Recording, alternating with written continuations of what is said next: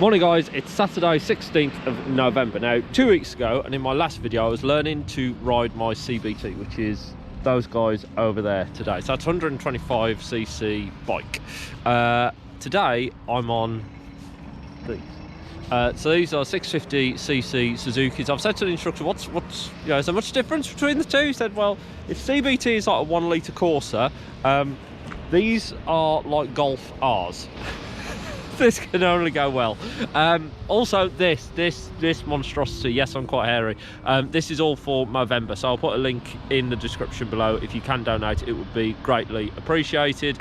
I'm learning to ride these today, and I'm doing my test on Monday, so in 2 days time. The instructor has no idea what level of incompetence he's about to deal with. I'm looking forward to it though. Look how good these look. These are awesome. I'm pretty sure I'm on the blue bike, so I'm going to rig that one with cameras because I only got this angle last time. A big thank you to Stuart again for doing all the filming last time, but I'm going to rig a few more cameras on now. I'm going to put chest harness on as well so you can see what it's actually like. Oh Lord, what am I doing? Okay, let's do it. Start.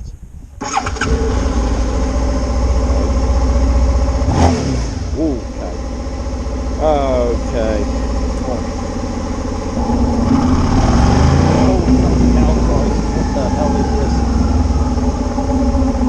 So once we're back up to speed with the bike control, certainly for me, it had been a little while since I've been on a bike. It had been a couple of weeks since my CBT. We were allowed to spend a bit more time in a controlled area, getting used to this bigger bike. Obviously quite a difference between 125cc and 650cc. There's a weight difference as well, and also all of the controls were different in terms of their responsiveness. So a CBT you can be quite brutal with them and the bike will smooth out, whereas a 650cc almost amplifies any of your input, so you become a lot more delicate with the controls. And obviously that sequence has been really cut down. We were out there probably for about 45 minutes, maybe more. Now move on to clutch control and slow turns.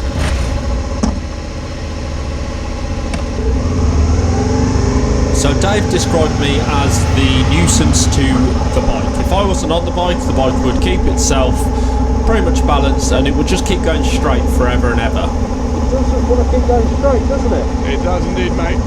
I'm the one on the bike making it turn where it doesn't really want to. So we were trying to get used to that concept, and also the concept of when you let the clutch out, the bike will start to self-right itself and actually balance itself back up. Turn your head more, look where you want it to go, pick a spot.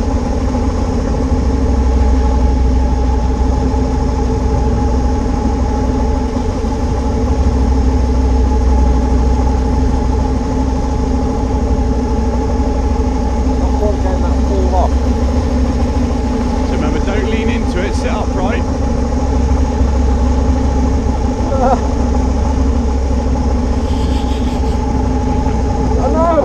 So hard! To start using the clutch now, Tim. So controlling it, should be about 4 to 6 miles an hour. Just using the clutch the whole way around. So no rear brake, don't worry about the brake, just use the clutch.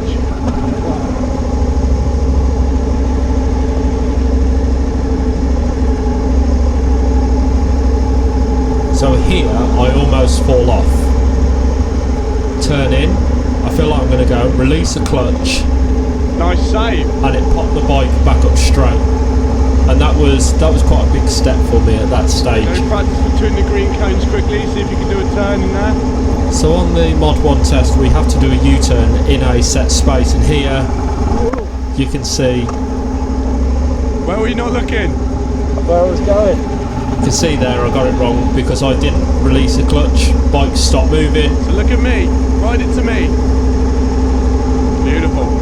As soon as the bike stops moving, it's going to want to fall over. I'm amazed how nice it feels like when you've got the clutch control, you feel it going, you let the clutch out, it's sort of like... It still balances, isn't it? It's like it goes, oh, hold on. It's weird, it's sort of like you start to trust it. Yeah. Kind of thing. You are the nuisance to this bike. It doesn't need you, it's a bit like a horse, it doesn't need a motor.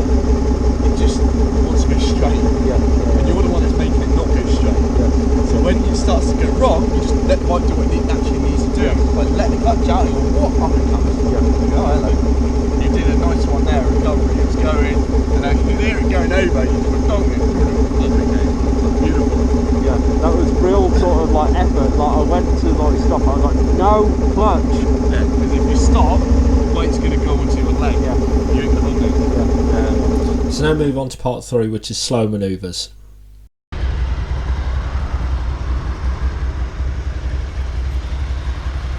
This is one of the sequences I'll have to do in Mod 1.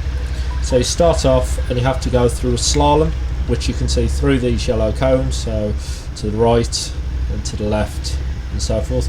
You can do this through maybe 6 to 8 cones, and then at the end where these red cones are, you have to do a figure of 8. So here you can see I'm using the clutch to just slow me down, get a bit of a tighter turn, then releasing it out to regain balance. So at the end I have to do a figure of 8, so you're coming through the centre point. And this is all to demonstrate that you can control the bike, you're not going to fall over, that you can balance yourself. Now you can do these kind of manoeuvres at slow speed, so again bringing the clutch in and out just to control the bike.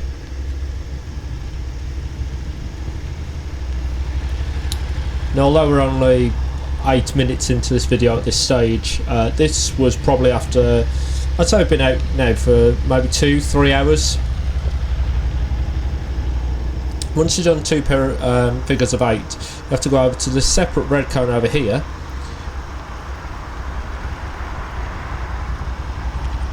So you're going to do a slow ride now down to the cone, please. And this is to demonstrate you being able to ride in slow moving traffic. Now you keep seeing me look over my shoulders. These are lifesaver looks, and this is because if this was done on the road I would have to check these areas. Excellent, Tim. Bring yourself around to the U-turn area, be where I'm standing. So left and right, it's checking my blind spots, making sure there's nobody there, and then if I do move off in turn, that I'm not going to go into anybody's path and potentially get knocked off. So you're going to do a U-turn, Tim, between this cone and that cone, please. So left, right, pull away, and you'll see me do another lifesaver over my right shoulder because I'm turning right into the potentially into the course of traffic.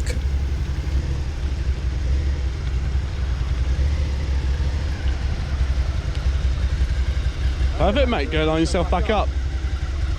Oh, you didn't check. And there you go, pulling away, didn't look. So I think things are going quite well. We've set out the Modular 1 test as it will be. I know it just looks like cones, but essentially to walk through, you've got a slalom through these here, a figure of 8 at the top at the very end. Then you have to stop at the far end here and come down, and that is sort of a slow ride, so as if you're in traffic.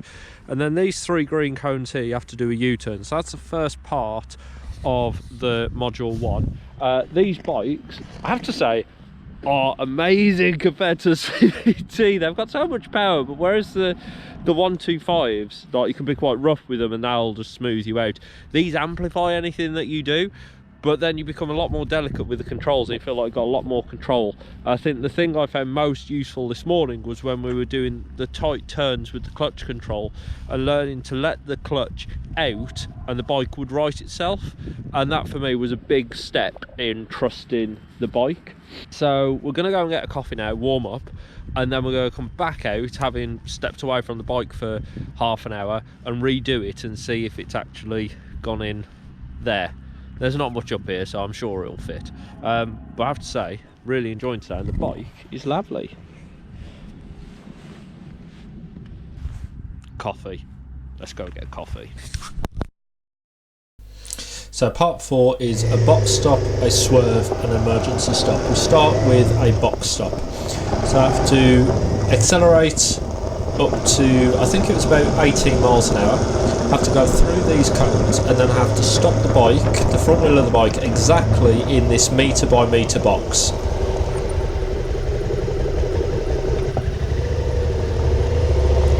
It's important to stress that the front wheel has to stop in there. So now back to the bottom of the course, accelerating around this curve. back through these cones. At this stage there's a speed trap there to make sure I'm doing at least 20 miles an hour. Excellent, what speed did you get to?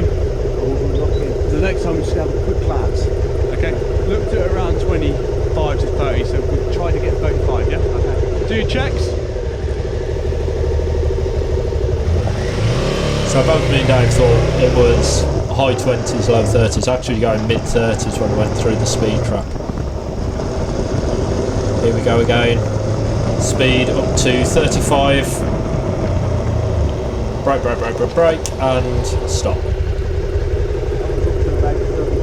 34, spot on. So excellent, so next time you come down, mate, I'm going to raise my hand as if you're in an emergency, you're going to stop. Okay. Now the idea with the box stop is being able to control your stop so you could stop say at a junction. This is responding to an emergency.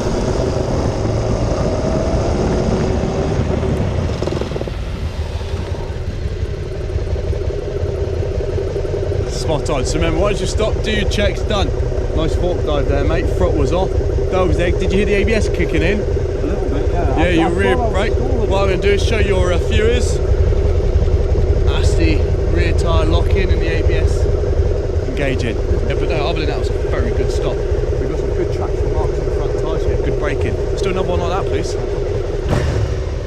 So with the emergency stop, obviously you don't check behind you before stopping, you just try and get the bike to stop as quickly as possible. Getting more into the feel of the bike there, enjoying the acceleration. So here's another emergency stop, let's see, up to probably about 40 miles an hour, hard on the brakes and stop. Forget my checks again. Sort your gears out then. Other than staring at me lovingly, that was very good. Right, let's do your checks, one more please.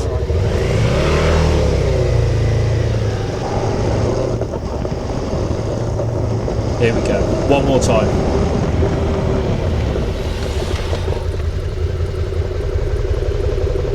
Perfect, mate. So, very nice stop.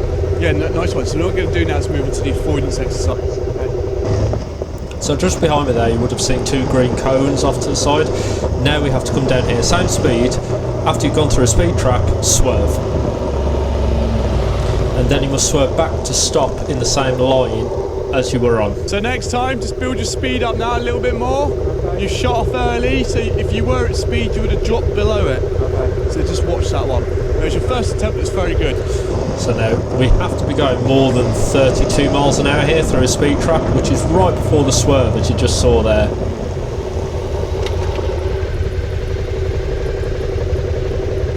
And again please.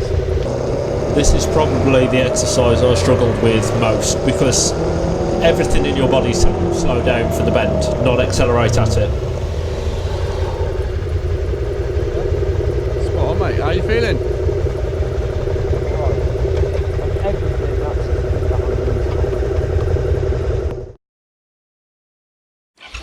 Part 5 is the road drive.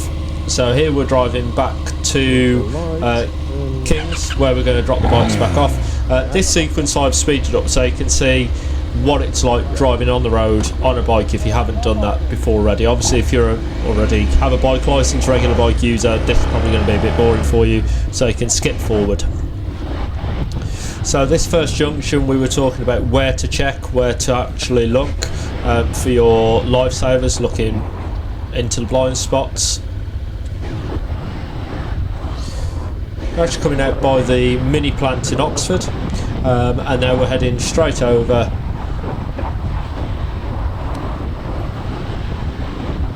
here. I'd actually boxed myself in, I should have waited the other side of that keep clear sign. You can hear that I'm not actually talking that much to the instructor Dave, I'm concentrating on where my road position is and what I'm doing and controlling the bike.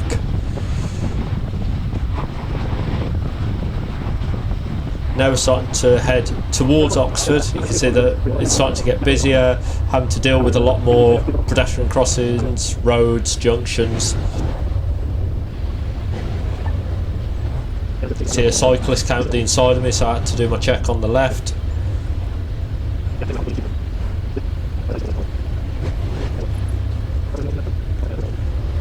just about squeezed between two buses there, then had that roundabout to deal with, and now we're actually heading into Oxford city centre.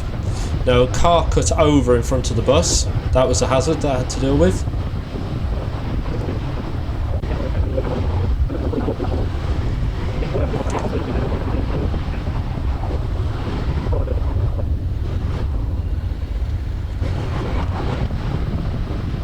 Now this junction, you can see where I positioned the bike on the road, and we're constantly talking about position on the road. Are you in the central 50% in position 2, or are you over to the first 25% in position 1, or the last 25% in position 3?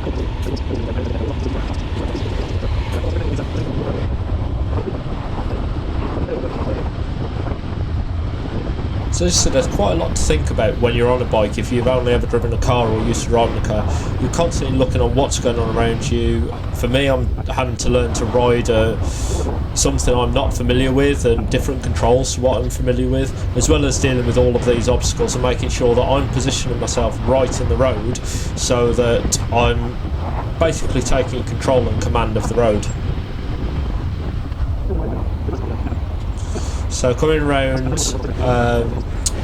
roundabouts, obviously you have to be careful about your position on the road.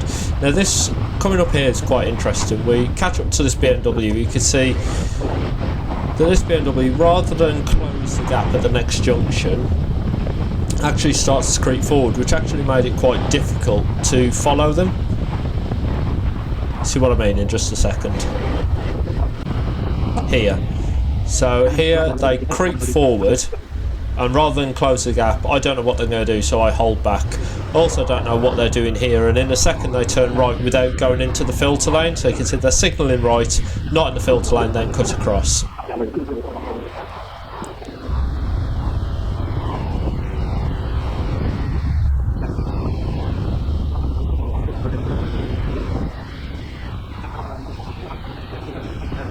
You can hear the chatter now speeded up, but I'm chatting a lot more to Dave, the instructor, as I've started to relax now. Roads are starting to open up quite nicely. I'm getting used to the bike, and now we arrive back at King's.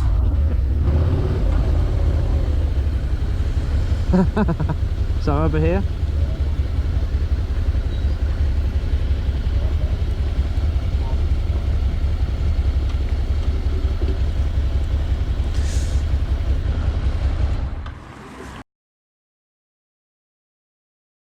Back at King's, we brought the two bikes back. Dave's been the instructor. Hello, Dave. You're right, Tim. You've just been gone today. Have I done? Yeah, no, really good. So we started off the day nervous, fresh on a 600. Built confidence up. Like we were saying on the way back, you started from not talking to me on the mics to actually having a chat and talking about what's happening around you, and literally just having a general chat about your ride and other conversations. So no, it's been really good. Observations are there and skills getting there. Good. So today we've covered, let's go through what we've covered. We've covered... Yeah, so we've done all the slow stuff for your modular one. So we've done manual handling, pushing the bike. Yep. Slalom figure of 8, the slow riding traffic. Yeah, the U-turn. The U-turn. And then we've done the fast stuff, which is emergency stop. So stop in a box first. Stop in a box. Then emergency stop. Yeah. And then the swerve, the avoidance exercise. Yes. Which is when I taught you to counter steer. Yeah. So, and that's it for module 1. That is it for module 1. So there's 7 things I have to do on Monday, which is 2 days away. Yep. And then we're jumping straight into mod 2. Yeah, so on Monday we'll be doing mod 2 road riding all day, and your test is in the afternoon at 2:30 for your modular ride. And now I've got the mod 2 test on Thursday morning. On Thursday morning, yeah. So around 11 o'clock. So again, we'll be out in the morning riding and then testing for your modular 2. So no pressure for me to pass. A big thank you again to QuickStart. Bikes have been superb. I really like these, you know. I think And nice bikes. I want one of these, but my wife won't let me have one. Anyway, thank you very much for watching this video. The second part of this video is coming up later this week, where I do my mod 1 test, and then there'll be another part where I do my mod 2 test. But right now I'm going to go and get a coffee because it's freezing cold. Thank you very much for watching. Please do like and subscribe.